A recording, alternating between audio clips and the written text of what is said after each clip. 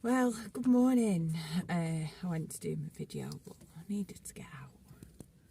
It's a bit crazy, isn't it, when you've got to get out your own home and just for some air. But mornings are not easy. Well, they can be easy. They can be amazing things, beautiful things, watching, like listening to the animals, waking up. But morning recently have turned into some crazy busy thing instead of where there's pleasure in everything. And I love to get up in the morning and I love to make my bed. I love to get up, get out my jammies and make my bed, and then put the kettle on and feed the dogs, and then go about my day, sort out breakfast and that. And that's become a challenge. It's been like, cool, blimey, trying to get that done in the morning has become quite a difficult happening. So I need to find a way of making it not so difficult. I'm not quite sure how to do that, because I don't like being like full of rules. I like to be able to slowly start the day and then have a cup of tea and have a meeting of what are we going to do today? What would we like to do? What do we not like to do? This is what the weather's doing. This is how we can arrange it. But this morning I was trying to sort stuff out and I'd not sorted out my toilet or anything. It was all just layabout. My bed was unmade, the toilet was open, and all those things in my little house. And I needed to sort out the dogs straight away, because sometimes the dogs don't just wait. They need sorting straight away, so I was doing that. And I wasn't even able to sort things out before the house was going, like getting people in it, and I was being asked questions and all that kind of thing. And it's like, whoa, fucking hell. Like, not even had a chance to sort myself out this morning and I'm already at it. So, let's see, I've not even properly brushed my hair and that. But never mind. Anyway, so here I am at Bric-a-Marché because I knew I needed some fuel. I'm virtually on reserve now. And I'd been asked about doing some work for someone. And to be able to do it, we need fuel.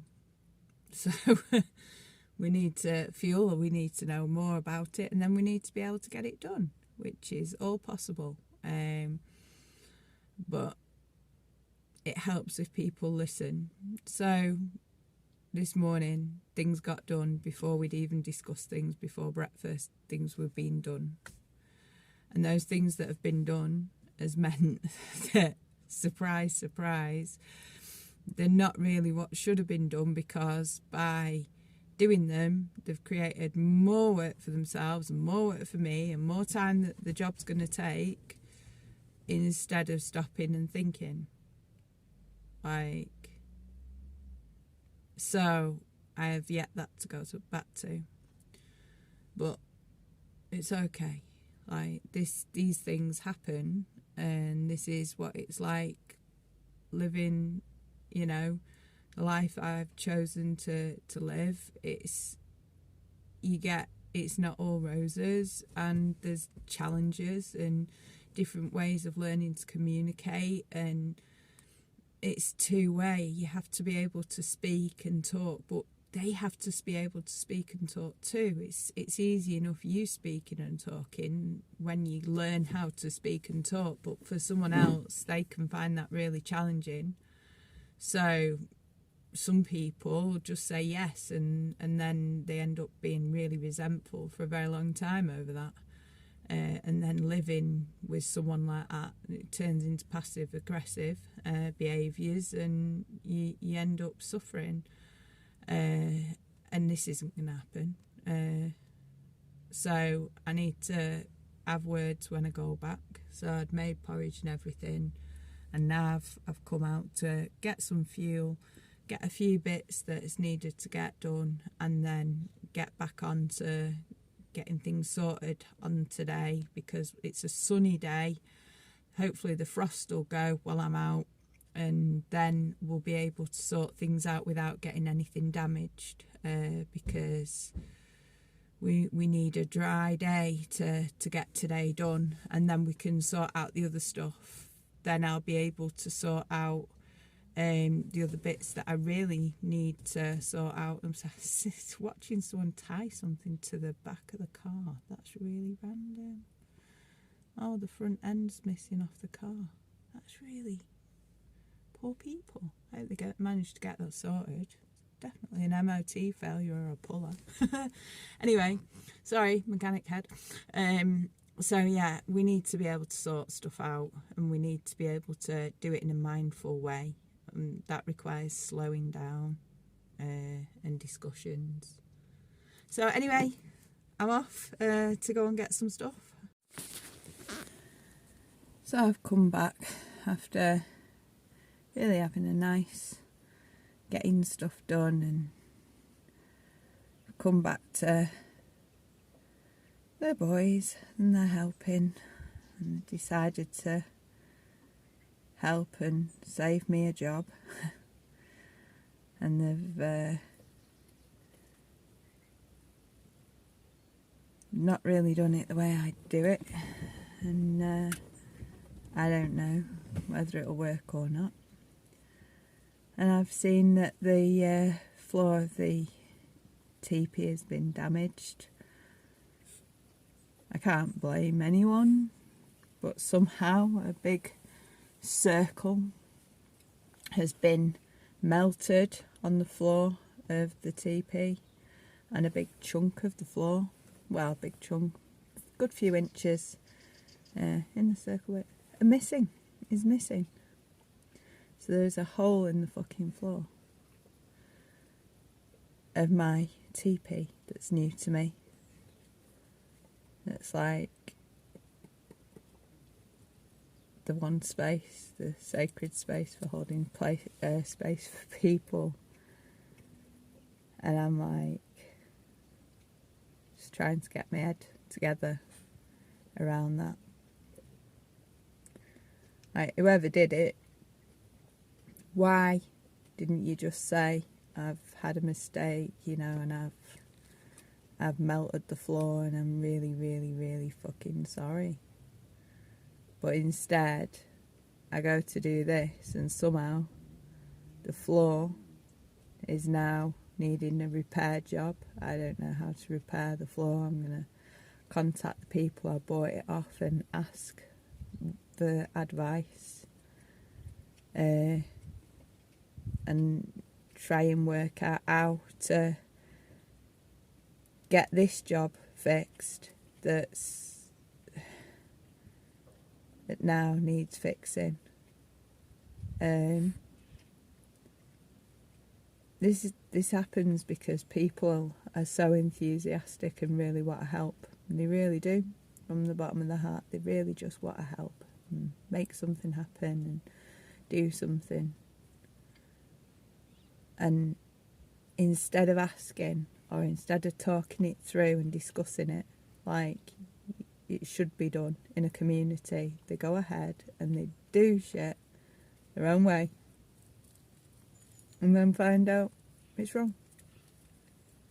And there could have been a better way we could have discussed. But because of the bits of experience that I've got, knowing how things screw up, and my bit of experience can bring things to the table and perspectives of what I've experienced, and, you know, how things go wrong. And we could discuss it, you know. That's what discussions are for. The first sitting and talking and working shit out together and saying this is a potential problem, this is, let's see how we can do it. But no, that's not happened this time. And yet again, it was me going somewhere to get stuff done, because I'm the only person that can drive, I'm the only person that can fuel the car, I'm the only person with money to fuel the car and get some food. This has happened, and now instead of it saving me a headache, I can feel one coming on, and I don't get headaches anymore. This is the third headache in 3 days, and thank God it's not a hemiplegic migraine. So I need to stop. I've started making pea and mint soup, and I've got the kettle on, so I need to hurry up and go back and turn it off so I can wash a pan and make a stew, and think of how the fuck to fix this up.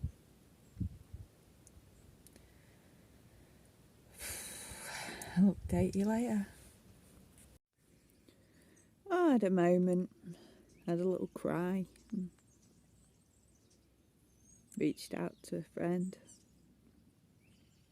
and really good friends, Marcin and Maria, have given me some tipi fixing tips, so I know kind of what to do and not do, and told me how to sort out the floor and the gravel and stuff underneath so that it's safe. So yeah, the job that has been done does have to be redone now, so we need to take it all out, which is what I'd said in the first place, and we need to take the floor up and take the whole thing down and redo it. Only now it's afternoon and not morning, and we've spent the whole fucking day so far doing, well, I have achieved stuff, but the whole day, because they decided to go out to the shop, so doing stuff that's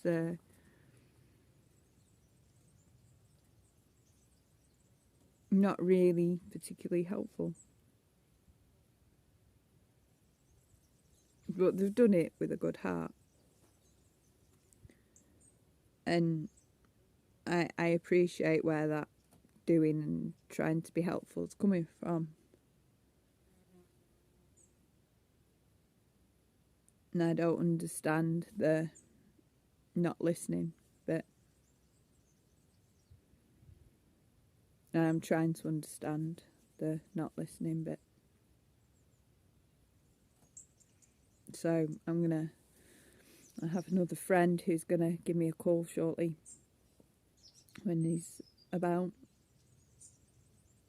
who can really give me a shove in the right direction, a loving direction. I needed some masculine energy and guidance, and he is an amazing being,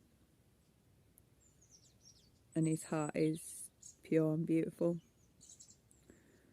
So hopefully after a chat with him, I will be able to tune into a higher state of understanding, awareness and being than I am right now, because it's interesting trying to be present and see from a higher perspective when you're surrounded by things that are particularly challenging. So plenty of grist for the mill, and I shall see how this afternoon turns out. As you know, the tipi base had been damaged somehow, and I'm going to show you how we're going to repair it. So we've got, this is the underside, and we've brushed it clean to get all the rubbish off. We've got that bottle of vodka. I'm going to clean this here now with vodka. Clean it really, really, really, like, get all the grease and all the shit off. So I'll just do that. So I've cleaned this space, and I've used a bag for life. And I cut a bit out. Cut out this bit because it was a bit more fun. It is the base, and I'm gonna put it on here, but I'm also gonna use some silicone, but I've only got what was left over after fitting the fire, so high temperature silicone. But because there isn't the movement and because it's the base, it's gonna be fine with the silicone. So bear with me, I shall just silicone this in place. So I'm just putting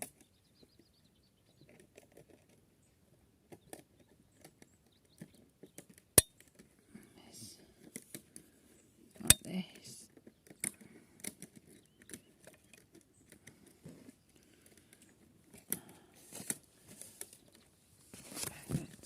So I'm just going to place this over the top like this.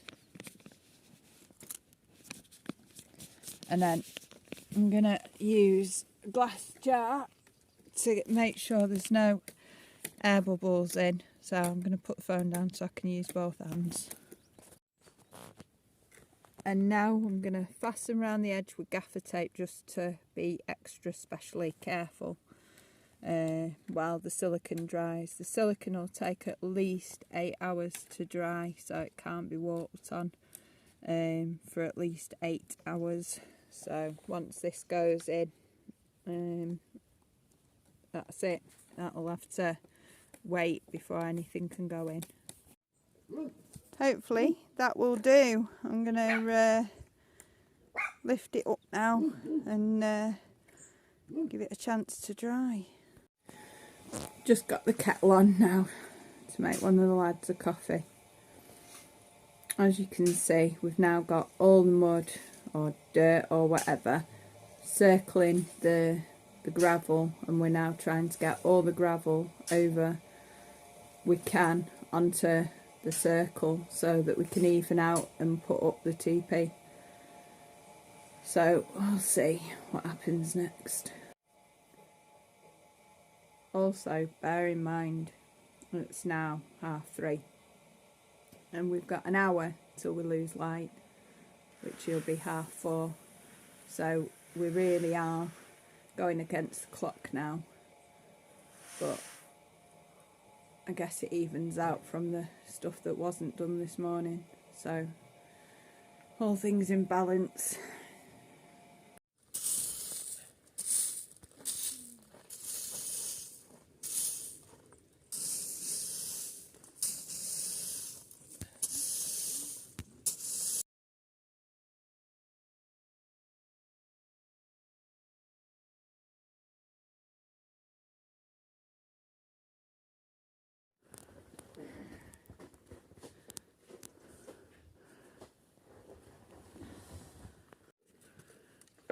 Oh, it's taking shape.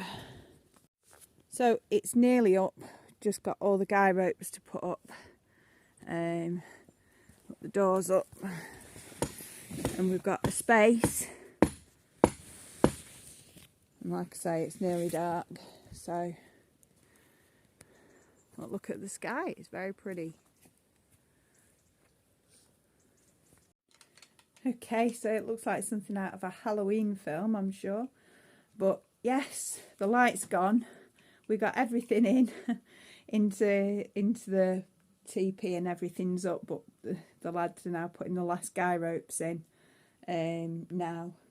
So No, we didn't do it before we lost light, but we did manage to not end up leaving everything out all night, which was brilliant. And we have managed to get everything in the dry, so that if it rains tonight and it's forecast for rain, we're on to a winner. So tea's cooking or reheating because I'd sorted it out earlier.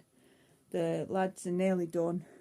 Batty's crashed out already, bless him. And I need to go and get Elsa out of the car because she just wanted to go and sit in the car. So, like Elsa does. So that's from us here at Creative Roots. Another productive day, although an incredibly fucking tough one. And we've still got a lot of communication things to work on. But first things first, and let's have us tea.